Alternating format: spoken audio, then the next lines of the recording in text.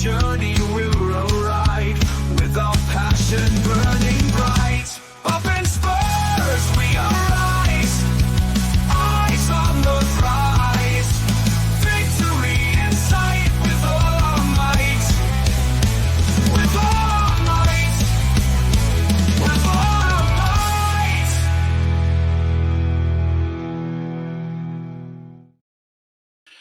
Hello, guys, and welcome to THFC Till We Die, home of Tottenham past, present, and exciting future under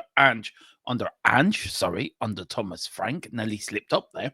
I'm saying under Ange Postecoglou, under Thomas the Frank engine, as he gets ready for his first ever North London derby. And yes, it's the first ever one to be played outside of the UK. It's been played tomorrow in Hong Kong. A game where most people think we're going to get a whooping. Most people think that we're going to lose. I don't think we are. I think we could win tomorrow, get a draw tomorrow. And I think either result will be a good result for us. Look, yes, I get the arguments that Arsenal have been out there for a week. They've got used to the surroundings. They got used to the weather. We've only been out there a few days. And we're going to, this is the first game. We've been out there, 3 days? And we're not used to it yet. I'm sorry.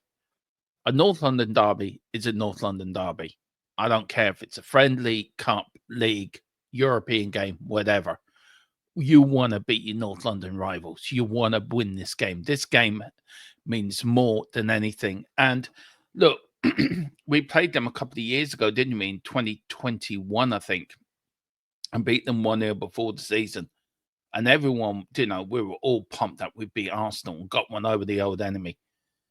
We've played them plenty of times in friendlies over the years, and this does matter. It matters to me anyway. And I've seen some of the people saying we're going to get whooped or we're going to lose or it doesn't matter. Everyone's entitled to their opinion. But to me, this matters. It matters because it's North London. It matters because it gives us the early season bragging rights as well.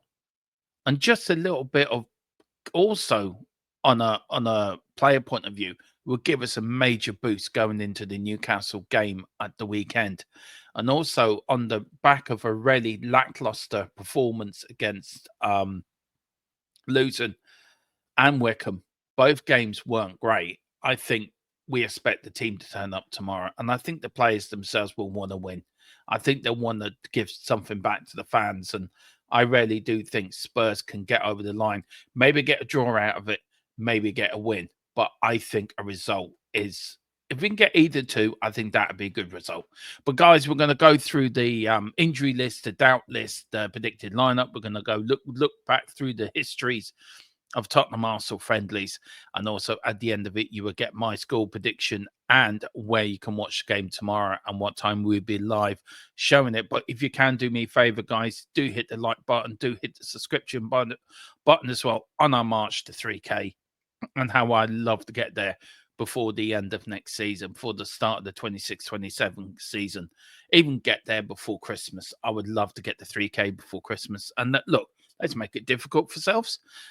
You can always dream and aim for high, and let's aim high. Let's get 3K before December. That would be amazing, guys. But this is it. This is tomorrow. Yes, we are playing the first ever North London derby, playing in the Kia Taka Stadium in Hong Kong. It's a 12:30 kickoff tomorrow, and it is, of course, a pre-season friendly, the first ever North London derby to be played outside of London, and that is history in itself. So tomorrow, looking forward to it. Last time we did play them in the pre-season friendly, we did win 1-0. So that is good there. This is the injury list, of course. These players that really haven't travelled. Destiny Udogie, we've got Dragosin, Mona Solomon, we've got Kulu, and we've got Taki, all with injuries back at Hotspur Way, getting fit and getting ready for the Super Cup. The players that are doubts tomorrow, which is Maddison and Solanke. I think after watching the open training session yesterday, which I thought gave great insight into how the players are getting ready, match fit. And I tell you, one player that really impressed me yesterday was Kingsley. I thought he was out. He was brilliant yesterday. And I think this talk about him going out to Lille, I think we'd be absolutely shooting ourselves in the foot if we were to send him out on loan. We're going to be left with then with Vicario and Brandon Austin. I'm sorry, Brandon Austin isn't good enough. As I said, I would have kept Josh Keeley and got rid of Austin. I think Josh Keeley is more of a potential to be a really good, great goalkeeper. And I think him going to Luton, I understand that he wanted more first team experience. I understand he wanted more football. I get it. But I don't know. Brandon Austin as a backup to Vicario. No, you keep Kingsley, you keep Vicario, you let the two of them fight it out together for the number one spot. And that's healthy. That's healthy in the squad as well, where other players are pushing the players in that position are pushing them. I want your spot. And I think it breeds competitiveness within the squad, which is healthy as well, because it keeps everyone's on their toes. So when you go out on that pitch, you know you're going to have to play at 110%, because you know if you don't, and you know if you don't perform to your levels, you know that next week or whenever the next game is, you may lose your place to the player that's pushing for your spot. Then you're in the place of pushing him for your spot back. So, I think it's important. And the likes of James Maddison and Solanke both pushing for England squads as well for the World Cup, especially Maddison. He really does need to put out all the stops this season and really have a top season. But they're both doubts, but I expect them both to play tomorrow somehow. I think I've got Solanke as my starting 11 as I do, and this is my predicted lineup. I have gone with a Vicario in goal. I've gone with a back four of Porro, Romero, Van de Ven, and Jed Spence. Did you see that tackle from Jed Spence on Porro yesterday? No quarter given with that one. I got a midfield tree of Bergville, Bentincourt, and Kudos. Kudos more playing in that 10 role, I think, for me tomorrow, having then the number 6 and then 8 of Bergville and Bentincourt, and then a front tree of Sonny, Solanke, and Brennan Johnson. Brennan Johnson on the right, Sonny on the left, Solanke down the middle. Now, it may not be the team. It could be like put Kudus on the right, put an extra person in midfield, probably put Sarr in midfield, probably have Bentincourt, Sarr. You could even go with Bentincourt, Basuma, Sarr. Though Bentincourt and Basuma and Sarr never play well together. So there's a few combinations. I think this is a chance now for Brendan Johnson to actually start showing and fighting for his place, because he's now going to have a player breathing down his neck for the right place in midfield. And where do you put Brendan Johnson? Look, I've said it before, and I know I've been talked down to this, and people think I'm going off my rocker, but Brendan Johnson as his inside forward, it is a shout, and I think it's worth having a discussion about it.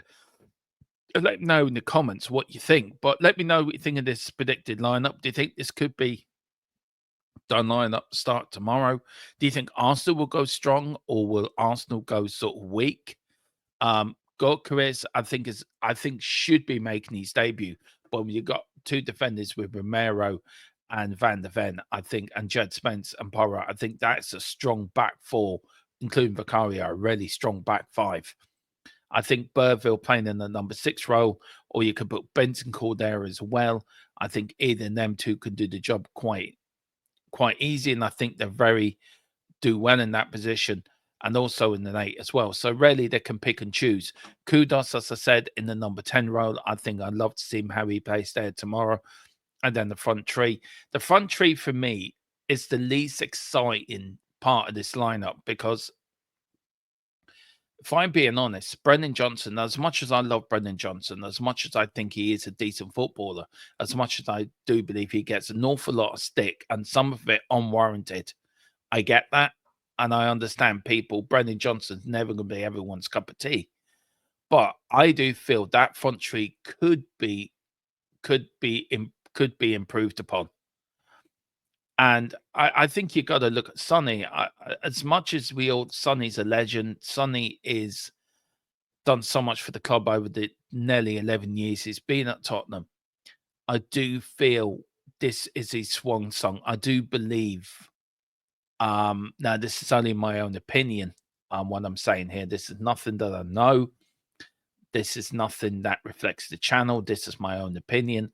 I think we're seeing the last of Sonny in these two games. I really do. I think Sonny will be off to LAFC in the MLS after the Asian tour.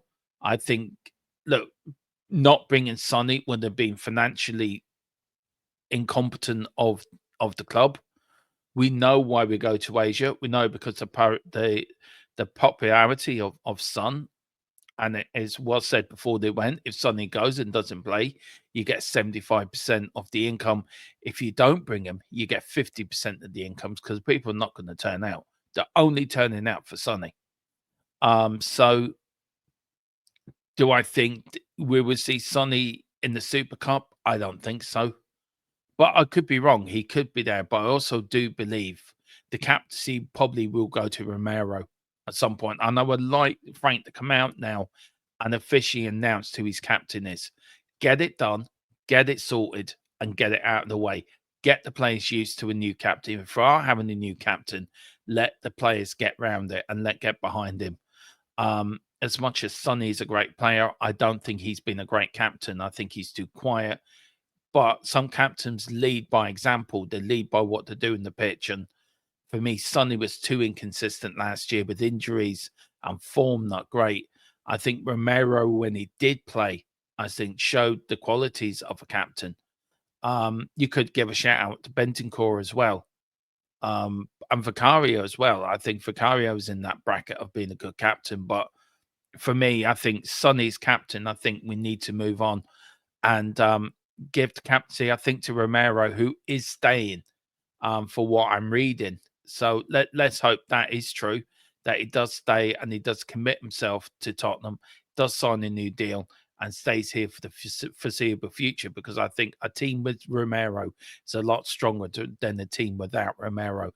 But that is my predicted lineup, guys. So let me know what you think. Now, Tottenham Hotspur versus Arsenal timeline friendlies. These are the first bunch between 1887 and 2025. The first friendly between the two was 19th of November 1987. We were winning. Now, the score is not known, but we're Spurs fans and we're going to take it that we won the first ever North London derby. Now, for unknown scores, but it was abandoned after 75 minutes. Now, the story that goes behind here was there was crowd trouble. Right, yeah. And also, as you can see, where I have copied and pasted this, guys, apparently it happened on the 1st of February, 2025. So, yeah, whoever wrote that down really got their dates wrong. I've just noticed that now, to be fair. But yeah, we won 1, 2, 3. We won 5 out of our first 5, 6, 7. We won 5 out of our first 8 games against Arsenal. Only 3 defeats, 5 wins. Of course, them defeats was known as scorers. Then, of course, all friendlies up to 1887, 888, 888, 889, 1889, 1892, 1893, and then 1894. So there we are. Then we're going then to the next bunch of friendlies, 19-0-0. And then, as you can see, quite respectively, we did play a few during the start and the end of the Second World War. We played one just before the outbreak of World War II, was a 2-1 Arsenal win in a neutral ground. Then at the end of the war, it was a 4-0 Spurs win. And then we backed that up again at the end of May with another 2-0 win. We had a friendly in March 55, which was a 4-1 Arsenal win. And then in 1963 was our next friendly away. We drew 4-4. Of course, matched the famous 4-4, I think, under Harry Redknapp. One of his first games as Tottenham manager against North London rivals Arsenal. And I think Darren Bent, is it Darren Bent or David Bentley? Or Bentley? I can never remember. I think it was Bentley. Scored an absolute screamer from about 40 yards out, if I remember rightly. Aaron Lennon getting the equaliser in that 4-4 draw. Of course, there wasn't another one, of course, 63, and then it wasn't until 1975 that we had our next friendly, and that was a testimonial. That was a 2-2 draw at home. Then we had a friendly the following year in 76, a 2-1 Spurs win. We backed that up again in the same year on 23rd of November, 1976. It was a friendly stroke testimonial, a 3-2 Spurs win. And that testimonial, Jimmy Greaves did score twice that night. The year that we went down, we were playing in second division. We had a friendly. It was a 3-1 Spurs win. The 12th of May, 78, the year they went up, we had two. We had one there, friendly testimonial at home. We lost 5-3. Back in the 80s, 85, we had two very friendlies back-to-back testimonials. One a 3-2 win for Spurs, the other one a 0-0 draw. And then, of course, we go to the last three. One in October 1990, a 5-2 Spurs win. Then a friendly in the 8th of August 2021, of course, when we last beat Arsenal. So really, if you look back, guys, we're sort of unbeaten in North London. We actually are unbeaten in friendlies. In our last 5 games, we've actually won. So we won and drawn one and drawn one. Then we won. So we've won 3 and drawn 1. So the last 4 games, and of course, this being the 5th, can we keep this unbeaten run going? Tottenham Hotspur leads the Premier League leading goals for Arsenal. Of course, Harry Kane ahead with 14, Sonny with 8, Gareth Bale with 5, and as you can see, Teddy Sheringham, Darren Antonin, Robbie Keane, Rafael van der Vaart with 3, and then Rebrov, Poyet, Ziggy, Redknapp, Nibet, Defoe, and Canute all with 1 goal, guys. So that is your sort of records going into the game. And tomorrow is important. Tomorrow is important for 2 reasons for me. One, for pride and the pride of North London, N17. We need to just let them know that we are there.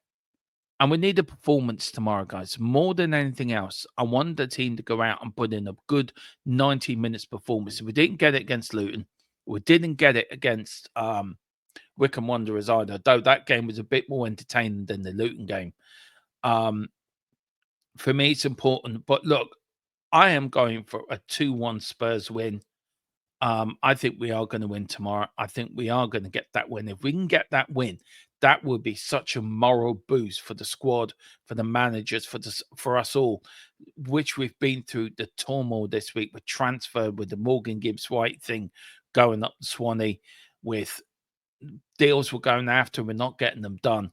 And Tottenham really need this moral boosting win before we play Newcastle on Sunday. Then we're away to Bayern Munich then the following week. And then we've got the Super Cup against PSG 3 days or 4 days before the start of the Premier League season.